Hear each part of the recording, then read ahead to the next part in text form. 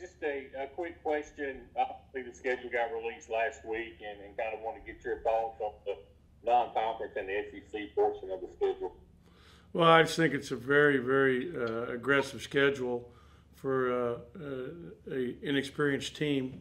We're going to miss those first four games to try to get our feet under us, which you normally get at home by starting on the 25th. So we start right out of the gate with very difficult games on a neutral court against Clemson and then either Purdue or Liberty. Both teams are very good and extremely well coached. Our non-conference also includes, games against Dayton and Utah State, both tournament teams from a year ago, the last few years actually, at neutral sites, as well as Iowa State here at home in the Big 12 Challenge. North Texas State has picked to win their league. So, we've got a number of tough games. Texas State will be a very well-coached and good team that has a veteran group. So we've got our hands full in terms of our 9-game non-conference schedule. And then the conference is exactly what we expected. Always incredibly tough and difficult. We open up on the road this year at Georgia and then come back and, play Kentucky and Missouri. And then I think we're at Vanderbilt and just keeps going. It's a very, very, tough league. And, we're starting a little earlier to give ourselves some time in case there have to be some games made up on those 3 days left prior to the SEC tournament. We'll go ahead and get it to Garrick for the next question. We'll go to Garrick and then we'll go to Nick. So, Garrick, why don't you go ahead? Hey, Ben. A couple of weeks into practice, have you got more of an indication of how many guys might be in your rotation, at least early on in the season? Well, we'll play at least 8 and then probably 9 when it's all said and done, which is pretty typical. But then when you throw in, we're so young. I mean, guys are still vying for playing time and opportunity as guys continue to produce every day. That's why we make practice so competitive. Every day in practice we keep stats. So, everything is competitive and there's always, accountability. Like our leading rebounder by far is Tolu Smith. Second is Abdul. Third is J.D. Davis. Those guys all have to play. We got to play the guys that rebound the basketball. Our best shooters have been DJ Stewart, Iverson Molinar, and Jalen Johnson. And then probably Davon in that order from 3. Those guys are all doing, a very good job. One of our best defenders is end up being Cameron Matthews. He by far has the most steals on the team. And I think he's 4th on the team in rebounding and is proven to be one of our best defenders. We had Quentin Post out of practice for 2 weeks. And so he's been back now for a week, and I thought he had a good week in practice last week. So, he's doing a good job. But all these kids are working hard. We have, young man Montgomery who has changed his jump shot from more of a set shot what he had in high school. Those of you that know him from high school, like Paul, for example, to now shooting a jump shot. And he's really working hard at it. I think it's going to really help him here in the long term, become a good shooter. But it just takes a lot of work.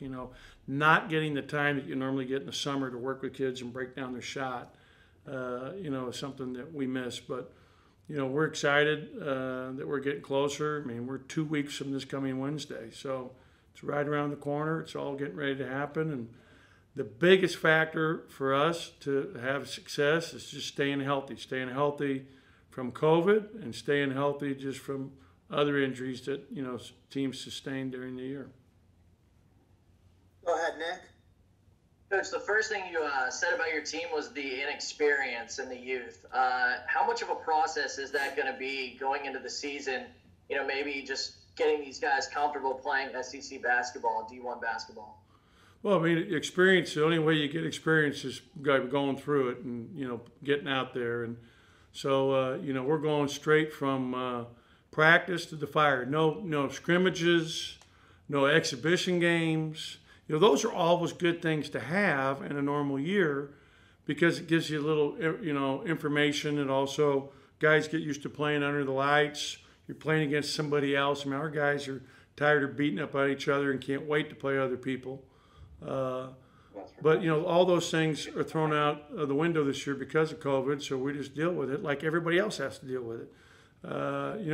But again, we have a team that's very young. We're going to play, a lot of kids that haven't played Division I basketball before, so it's going to be, a real baptism. Let's go ahead and get it to Joel, and then we'll go back to Paul. So, Joel, why don't you go ahead? Hey, Ben. I don't know. It's still early, and like you said, no games, no exhibition games to kind of figure it out. But is there a thing or two that right now you're really working on that's kind of a major concern of yours at all right now? Is there anything that kind of sticks out as something that the team really needs to work on at this point? Yeah, we got to work on everything. I mean, it's all the above. Starting with defense and doing a good job just with the basic fundamentals. Like we spend a lot of time talking and working on, blocking out every day, contesting every shot, the level of reach, jumping to the ball and being ball side and being in help. The NBA has rules where they don't allow help because it's an advantage to be in help. So we want to be in help because our rules allow for that. We want to do a great job in transition defense. Every day we talk about our transition defensive principles of having two guys back on the shot, stopping the ball, etc. Offensively, just continuing to execute, setting good screens, making the extra pass, having patience, getting it inside, playing it inside out, because we have two bigs, really three bigs that can really score around the goal. But it's all the above. But I do want to say to you, Joel, in all seriousness, that the Dodgers made a great comeback this year in the playoffs at Atlanta. It was just absolutely wonderful for a Dodger fan growing up as a young kid that loved the Dodgers in my youth, listened to every game on the radio, to be down 3-1, never give up, never quit, come back and actually win that series and go on to win the World Championship. So I know how much that hurt, and I get it, but some of us are happy. Well, see, that's where I'll take my piece, is knowing that it made you happy, Ben. So it's good to know. On that note, let's go ahead and get it back to Paul, and then we'll go to Gary Graves from the AP. Paul, go ahead. Coach, back to Cameron Matthews. When you recruited him, did you see that defensive aspect in his game, or is that something he's kind of built since he's been on campus, or is that something you picked up on early when recruiting him? You know what? He was a very good athlete, and I think the biggest thing that we saw is he was well coached. They're a well coached high school team. He does an outstanding job, and what I like about him, he has a good basketball IQ. He knows how to screen. He knows how to cut without the ball. He's a very good passer. Like, his assist-to-turnover ratio is one of the best on our team. When he's out there handling the ball, he has a lot of point guard skills where he sees the floor. He can make plays for others. He can penetrate and stop. He can finish at the rim because of his body. They run a lot of motion. I watched him, play a lot in high school all the way since his freshman year because we were recruiting one of his teammates really hard. And so I saw him play for 4 years. And you learn, I think, so much from watching kids practice. So I think he comes with a very good, understanding of the game, basketball IQ, feel for the game. He's working hard on his shot. Probably the biggest thing he's got to get better at is continue to be able to knock down the open, 18 to 20-foot shot. And he's been doing that in practice. So I've been pleased with that. Go ahead, Gary. You can go next. Good afternoon, Coach. Can you hear me? Yeah, hi, Gary. All right. I guess you alluded to about defense earlier, but when you've got such a young group, what's your philosophy on developing offense with them? I mean, do you kind of tell them, nurture them, to really craft their shot, or do you have them work kind of within some restraints and develop a shot? Well, you know what? We work on shooting with each of our players individually on top of the practices that we do 3 times a week. So they're getting up hundreds and hundreds of shots. So we're working like we had really 4 or 5 different kids on our team that have their guide hand thumb involved in their shot. I'll give you a great example. Iverson Molinar from a year ago came in here and he was basically shooting it two-handed. His left thumb was putting side spin on his shot. This is true right now, for example, with a number of players on our team. I mean, Quentin Post came in like that. Keandre Montgomery came in like that. Even DJ Stewart has some right thumb involved in his left-handed shot. In fact, we just got these new gloves here in the last few weeks that don't let you use your, guide hand thumb to be involved in the shot. So we're breaking down things to that level. We have a machine that governs what a perfect arc is on your shot. We spend an inordinate amount of time on shooting because at the end of the day, you got to put the ball in the basket. But then we're also, we already have in probably 18 to 20 of our set plays. And then it's all the different things you can do out of those set plays. We have 4 different things in our transition secondary offense. We've got a number of plays for our zone offenses. We have 3 different zone offenses. So there's so much to put in. There's 3 different press offenses. There's, 10 different out of bounds plays. There's a lot. In most high school teams, which, half our team is essentially, they don't have that many sets, that many plays. So it's just learning. It's a lot of learning going into it. So, you're still you're getting your guys freedom. A lot of teams switch, and at the end of the day, you got to break people down, be able to jump stop, kick the ball, and make wide open shots. We're trying to take good shots on offense, whether that's early in transition and then pulling it out and running good half-court sets. Let's go ahead and get it to John Sokoloff. John, go ahead. How's it going, Ben? I wanted to talk about some, past players, and Robert Woodard, one of them. What's it kind of, because you've obviously had so many players obviously go on into the NBA. I guess my question is, how many teams have kind of reached out to you about Robert? What kind of advice have you given him, with obviously the big day next Wednesday? And how do you kind of see him fitting into today's modern NBA? Well, he really fits into that point, the modern day NBA, because he's one of those guys that stretches the floor with his ability to shoot the three. If you saw the stats, on the moving threes, he was like 4th or 5th of all the players tested in their virtual combines in terms of percentage, 65%. He was also in the top 5 in one of the other shooting drills. I forget which one it was. So he really tested off the charts in the combine. He also measured out at 7'2" across, which is a great analytic for basketball. They love that. And then when you talk, he was interviewed by every single team in the NBA in terms of a Zoom conference call. Every team. And multiple teams. I'm talking about a number of teams, explained to me that this was the best interview of the year they had with anybody. That, he's so mature, he handles himself so well, suit and tie, incredibly prepared for each team. He's in a great position to be taken in the latter part of the first round, definitely among the first few picks in the second, if it's not in the first. And I think Reggie Perry's in a similar situation where he's got a number of teams interested in him late first, early second as well. So both of our guys, they're going to get drafted, are in very good situations. Robert, being from Columbus, I know you're over there. He's going to have a great career, very mature for his age. He's been lifting incredibly hard. He also did like some of the drills that you have to do, the shuttle run, for example. He tested off the charts in for his size. So he's really helped himself in so many ways here in the last 2 weeks. And in fact, I was on with a prominent GM this past week who's interviewing him this week that, he could definitely be a first-round pick.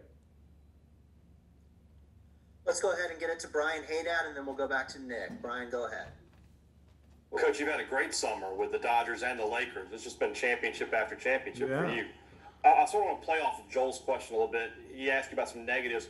What is your team doing, and what are you seeing from them right now that you would say are positive, some things you feel really good about going into the season? I think that, like, Abdul's improved his aggressiveness on offense. Abdul is trying to be more aggressive offensively than he's ever been during his career here. And again, part of that is, when you start playing basketball at 15, you gravitate to what you do best, which is rebound and block shots. But I think Abdul's become very aggressive offensively. I think that you see days where Iverson and both DJ Stewart and Tolu, all three of those guys are really dominant on the offensive end. Those three guys in particular are going to be really good for us in multiple ways. But there's days like last week in one of the practices, DJ Stewart was 15 for 24 from the field in a practice. And I think 6 or 8 of them were threes. So he's had some days where he really, really is impressive. And, when you talk about things that I really like, this year we probably have 3 guys in Davon, Smith, Molinar, and Stewart that are all great in ball screen actions. So we got to get all 3 of those guys in a lot of ball screen situations because they're all really good at reading and creating coming off of ball screens. So that's probably one of the best things we do right now in terms of our offense, those 3 guys creating out of those situations. Fantastic. We'll go ahead and keep going with Nick, and then if you have any other questions, be sure to put them on the chat. We'll have time for a couple more.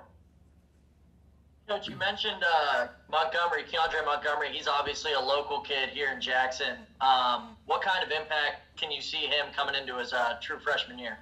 Well, you know what? He has a great body. He's 6'7", he's long. He's I think he's evolving into what can be a really good shooter. He was a kid coming out of high school that shot more of a set shot from below his forehead. That does not work at this level with athletes closing out on you. You just, it's hard. So getting him to learn to shoot a true jump shot, which he can, with arc, which has been a real thing for him. His shot's been very flat all his career. Now we're trying to get arc on his shot because it goes in more often with arc. And there's all these, we have like a machine here called Noah's Arc that has about 15 million shots of data behind it. Every NBA team has one. And so there's a lot of data that supports how important it is to have good arc on your shot and the ideal amount of arc on your shot, because you can have too much. And so, all these things we're trying to get him to dial in, and really it's going to take time, but he's really, really got an incredible work ethic. He's very driven, he's early every day to 7:30 weightlifting. He's early every day to everything. He's doing a good job in the classroom as well, really working hard. So I'm very excited about Keandre and his future. I think he's going to be a really good basketball player for us in time. It's just, going through the process. We'll go ahead and get it to Gary, and then if we have any other questions, let's go ahead and put it in the chat before we wrap up today. Coach, I guess when you've got such a young team, how patient do you have to be, or how patient are you right now? Well, that's a very important thing to be, is to have patience. And it is a virtue, I was told. So I'm really, trying to follow that. And it's important when you have youth and you have kids going through things the first time. I'm totally, understand that. And I guess that's one of the advantages of, having so many years at the Division I level. I've had teams that are really young in the past, and the thing is, they're going to have so much more room in terms of a ceiling for growth because they're so young, and so we've got to understand that and give them time to do that. And this thing's a process, but bottom line is we want to go into every game, and we expect to win every game we go into. All right, I think that wraps it up for today.